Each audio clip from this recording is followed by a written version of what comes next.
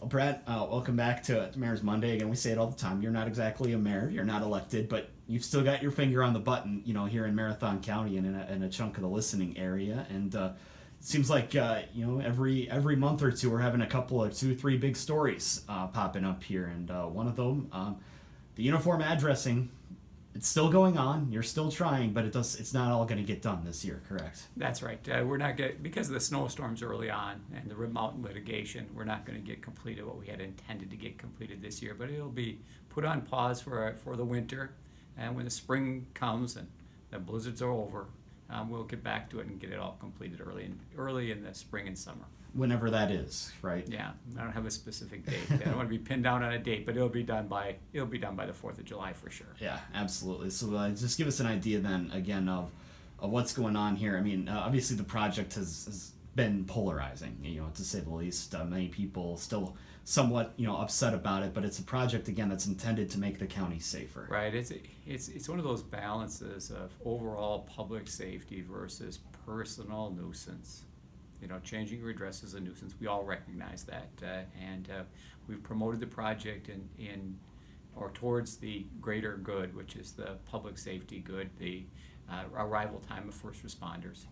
And now that some of the new addresses are out there, have you gotten a feel at all from the first responders as to, just exactly how much time or how much effort it's saving them in getting to, possibly rural areas where there may be an emergency?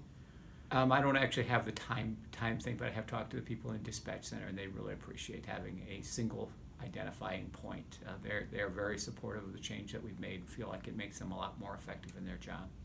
So then, talking about the Rib Mountain situation, we do know that the case is going to be picked up by the state Supreme Court. It's going to be heard. We don't know when, but it will be heard. I mean, what can you tell us about that and that project now? Because obviously there's probably still some balls in the air with this. Yeah, what I can tell you about the project is that it really hasn't changed at all. I mean, what the issue comes down to whether the county can just define the whole town as rural and therefore have the authority to do the readdressing, or whether it has to define rural and then pick either parts of it or all of the county or none of the county in relation to its own criteria. We believe that we were correct early on in declaring that by status as a town means that they are rural. The Court of Appeals said, no, you have to come up with some criteria other than that. And we're going to go back to the Supreme Court now and find out. Either way, it still gives us the authority to do addressing in Rib Mountain. We just have to define rural and then apply our own standards. So do you have, I mean, what decision then, or I guess I can't say what decision are you expecting from the Supreme Court, but I'm guessing, is there maybe 2 or 3 different outcomes that the court could hand down by the time they do hear the case and make a decision? There are a couple of different outcomes. I'm not exactly sure I know exactly what all they are. One is they could just say that, declaring a whole town rural is consistent with the law, intent of the law, and our position is sustained.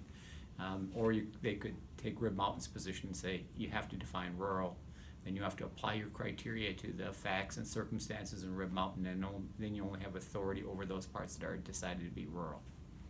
Mm-hmm.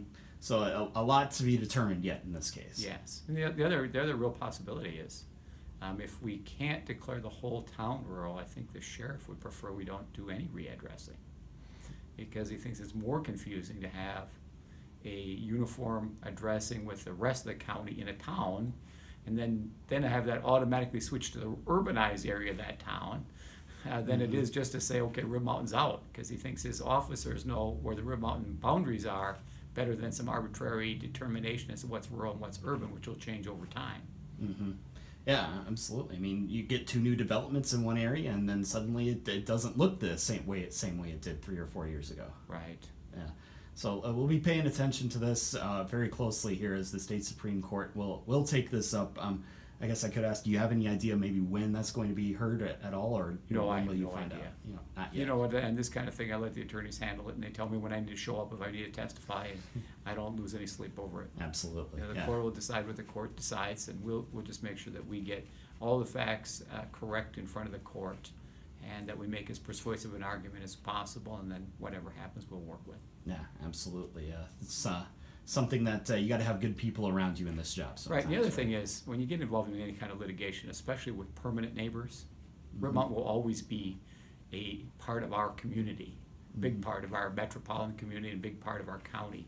You can't let it get personal. Yeah, You know, absolutely. we're going to have new issues that we're partnering with them on.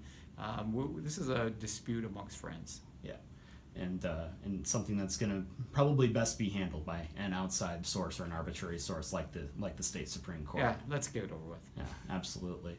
Well, we'll be paying attention to that coming down the road, and certainly looking forward to the outcome. And of course, I'm sure a lot of people too looking forward to the end of the uniform addressing project. Just before we move on from this topic, just remind the folks that if you're not getting a new address this year, which is I believe a section of 6 or so towns Yes. in the northwestern corner of the county, Yes. you're going to hang on to your old address for another winter, right? Hang on to it for the winter, and you'll be getting a new one in the spring. Yep. And once that sign is in front of your house, Then you got one. Then you got one. If you don't have it, you don't. Yeah, absolutely. And one thing that I heard in a recent meeting, some people still leaving both of their address signs out in Yeah. front of their house as well. I mean, you're And that's encouraging fine. people to do that, and that's I'm their not, own no, choice. but it's okay if they do. Yeah. I think that's going to create more confusion than it solves.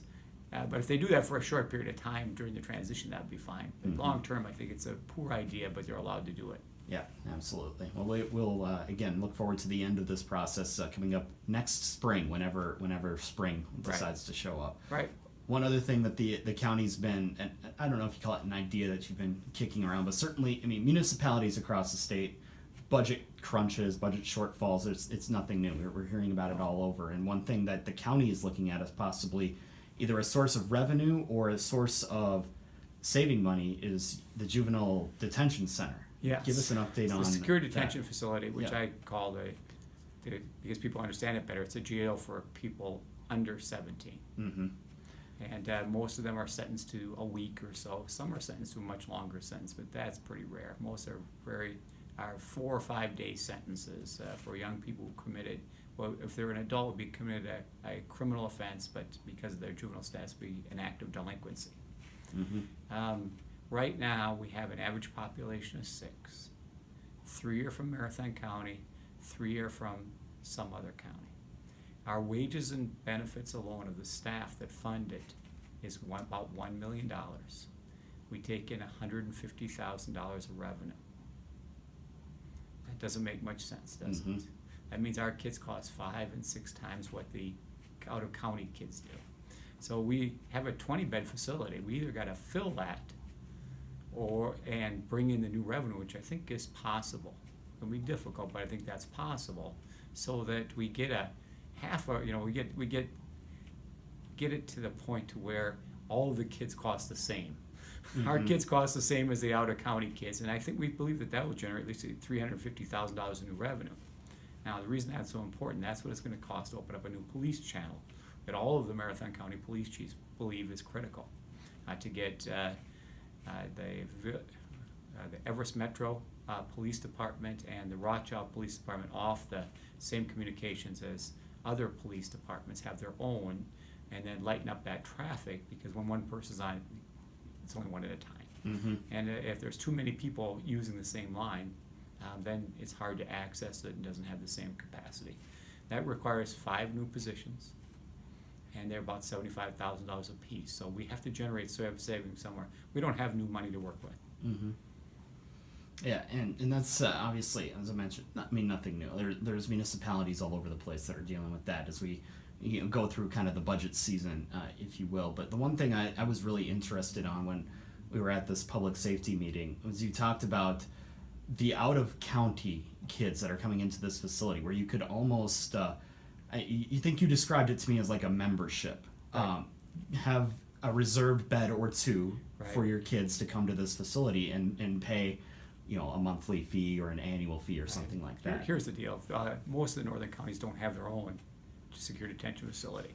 If they want to make sure that there's a bed available for them in Wausau, they're going to have to pay part of that. Mm-hmm. They're going to have to be more than just renters. There's going to have to be a more long-term commitment. If you're going to buy a la carte, well, I'll wait till I have a kid, and I'll shop around all 6 places, and I'll get the best deal, that's fine. Mm-hmm. That'll probably cost more. If you want to have a bed reserved so that you know that you have one right here, closest place to you, so you can shuttle back, that's a different kind of thing. Then it's almost a co-ownership or a membership. Yeah, absolutely. And I guess to somebody like me, that just makes sense, to do that. So that way, whenever you need it, it's right there. You can just give Marathon County a call and Send them right down. there, send them down. Yeah, Yeah. exactly. And then you can have input, once you're a member, as to how the facility's run too. Mm-hmm. Yeah, and again, this is kind of a service, you almost called it, that Marathon County's been provided. But as you said, it's pretty rare statewide. It is pretty rare. But if we close our facility, our kids will most likely go to Portage County. Mm-hmm. So the question becomes, I don't think anybody doubts that having a child housed for a week in Portage County, in Stevens Point, is not as good as having them housed in Wausau. Mm-hmm. But is it $350,000 better to have them in Wausau? Because that's the Yeah. kind of savings you could generate by putting them down in Stevens Point.